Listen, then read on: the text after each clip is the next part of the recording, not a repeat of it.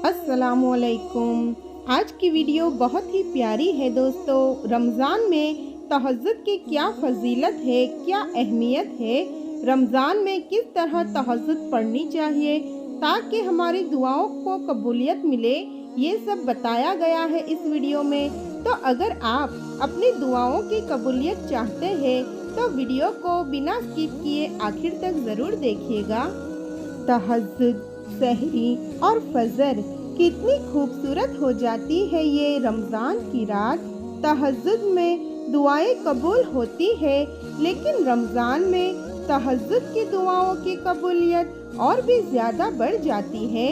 इसलिए रमज़ान में आप तहज्जुद आसानी से पढ़ सकते हैं। सहरी में उठकर आप तहज्जुद की नमाज अदा कर लीजिए और अपने लिए बहुत सारी दुआएं कीजिए, क्योंकि ये रमज़ान का महीना हमारे लिए बहुत ही बड़ा एक सुनहरा मौका है जिसमें हमारी हर दुआ कबूल होगी। और जो दुआ तहज्जुद पढ़कर मांगी जाए वो दुआ तो हर हाल में कबूल होकर ही रहती है। अल्लाह हम सभी को इस रमज़ान तहज्जुद जैसी लाडली इबादत नसीब फरमाए। इसीलिए सहरी से पहले तहज्जुद पढ़ने की कोशिश कीजिए, क्योंकि रमज़ान में तहज्जुद और भी ज़्यादा लाडली इबादत हो जाती है। रमज़ान का एक एक सजदा बहुत कीमती है। आइए जानते हैं इस रमज़ान तहज्जुद की नमाज को कैसे पढ़ें। तहज्जुद की नमाज कैसे पढ़ें उसके पहले मैं इस नमाज की शान आपको बताऊंगी कि माशा अल्लाह ये नमाज कितनी ज़्यादा पावरफुल है। यही वो नमाज है जिसके ज़रिए इंसान में के मुश्किल काम मुमकिन हो जाते हैं। यही वो नमाज है जिसमें बंदे की दुआ 99% कबूल होती ही है। ये नमाज रात के तिहाई हिस्से में पढ़ी जाती है। तिहाई मतलब आधी रात का हिस्सा, जब सारा आलम सो रहा होता है। उस वक्त रब्बे करीम की रहमत पुकारती है कोई जो अपनी मीठी मीठी नींद को कुर्बान करके मुझे याद करे, मेरी इबादत करे, तो उसे मैं वो अता कर दूं जिसका वो मुझसे सवाल कर रहा है। जब रमज़ान में सहरी के लिए उठते हैं तो आप कोशिश कीजिए फजर की नमाज की 30 मिनट से पहले उठकर आप तहज्जुद पढ़ ले। तहज्जुद की नमाज की कितनी रकातें हैं? जैसे तहज्जुद की नमाज फर्ज नमाज नहीं है, बिल्कुल वैसे ही उसकी नमाज की कोई तादाद नहीं है। यानी आप कम से कम 2 रकात भी पढ़ सकते हैं और ज़्यादा से ज़्यादा 12 रकातें, लेकिन आप इतनी रकात ही पढ़ें जो आप अच्छी तरीके से पढ़ सके। और शुरू में 4 रकात ही काफ़ी होती है ताकि आपको ये मुश्किल ना लगे तहज्जुद की नमाज में कौन सी सूरतें पढ़ें। तहज्जुद की नमाज में आप कोई भी सूरत पढ़ सकते हैं। उसके लिए आपको कोई ख़ास सूरतें नहीं याद करनी पड़ती।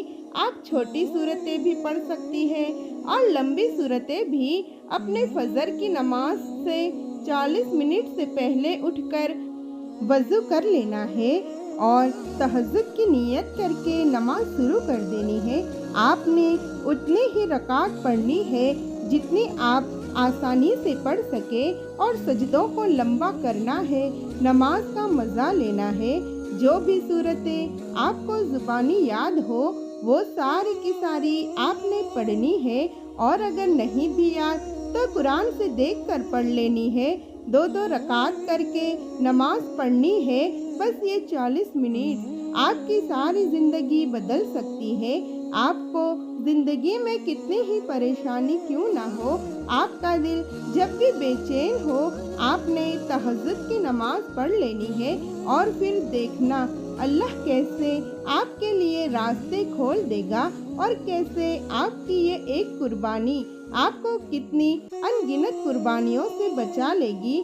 तहज्जुद नामुमकिन को मुमकिन करने वाली इबादत है, लेकिन उससे पहले ये वो इबादत है जिसके ज़रिए बंदे को अपने रब की हकीकी मोहब्बत नसीब होती है। ये वक्त सबसे खूबसूरत वक्त होता है जब बंदा और उसका रब तन्हाई में मिलते हैं, ये वो वक्त होता है जो रात की काले अंधेरे को दुनिया का सबसे खूबसूरत अंधेरा बना देता है। इस वक्त लब नहीं आंखें बात करती है, आंखों से आंसू का छलकना, अल्लाह ताला से हाथ जोड़कर हाथ फैला फैला कर बातें करना, वो जो लम्हे होते हैं उनका एहसास भी उन्हीं को नसीब होता है जिन्हें वो चुनता है। तहज्जुद हर कोई नहीं पढ़ सकता, ये तो वो करम है जो किसी किसी पर ही होता है। अगर आपको ये दौलत नसीब हो तो इससे अच्छे से गुजारे, कम से कम 4 रकात तो ज़रूर अदा कीजिए। तहज्जुद के वक्त अल्लाह 7वें आसमान से पहले आसमान पर आता है और अपने बंदों को पुकारता है कि है कोई मुझसे मांगने वाला जिसे मैं अता करूं। सुभान अल्लाह, जब खुद रब्बे करीम ऐसे फरमाए और हमसे सवाल करे तो क्या वो अता नहीं करेगा। अल्लाह तो बिन मांगे इतना देता है। सोचिए, जब वो खुद पुकार कर पूछे किसी को कुछ चाहिए, उस वक्त कैसे दुआएं कबूल होती होगी। मांगते रहिए, यकीन कीजिए दुआएं कबूल होती है।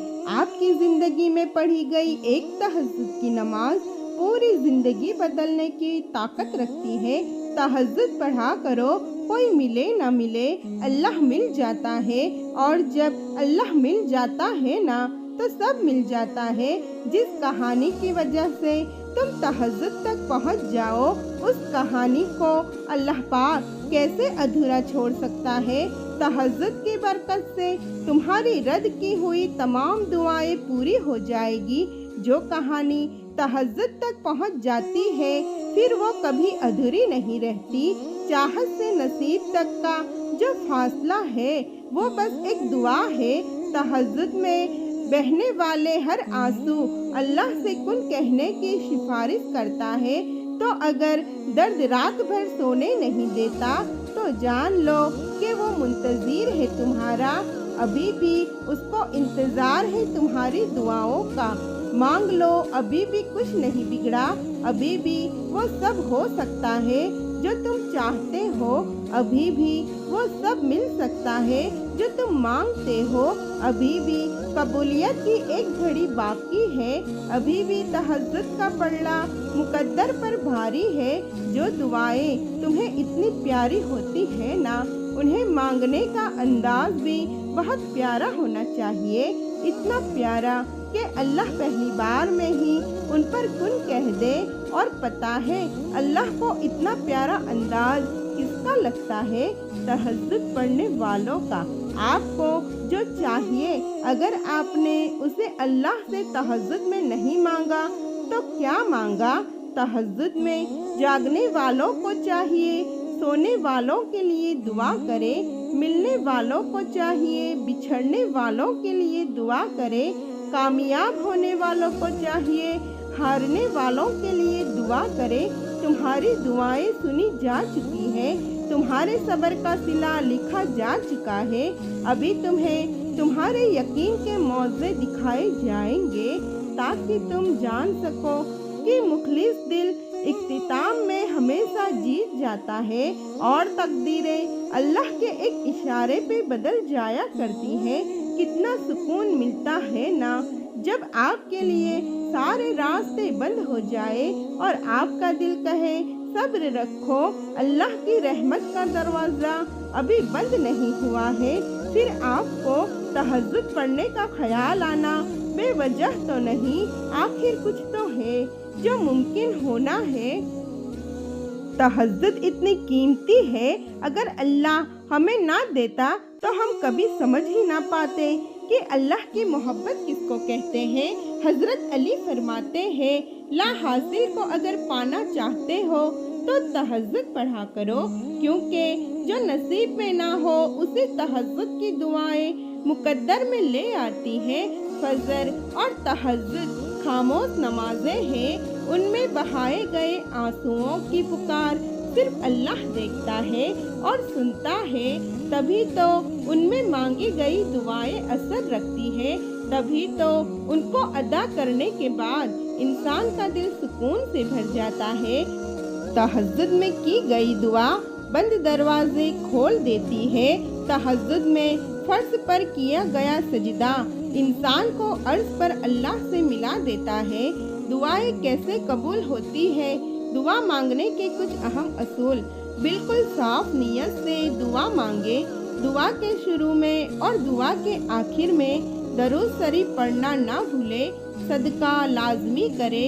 अल्लाह से मांगने के बाद किसी इंसान से ना मांगिए। अपने लिए दुआ मांगने से पहले दूसरों के लिए दुआ मांगे। कसरत से इस्तग़फ़ार करें। कसरत से शुक्रगुजारी करें। पूरी तवज्जो के साथ दुआ मांगे ताकि लगे कि आपकी दुआ वाकई में अहम है। तहज्जुद की नमाज पढ़े। कभी भी मायूसी के अल्फाज ज़बान से अदा ना करें। कभी भी लोगों से ये ना कहे कि मैंने दुआ मांगी और अल्लाह ने कबूल नहीं की। कभी भी दिल में ये शक ना रखे कि पता नहीं अल्लाह मेरी दुआ कबूल करेगा भी या नहीं।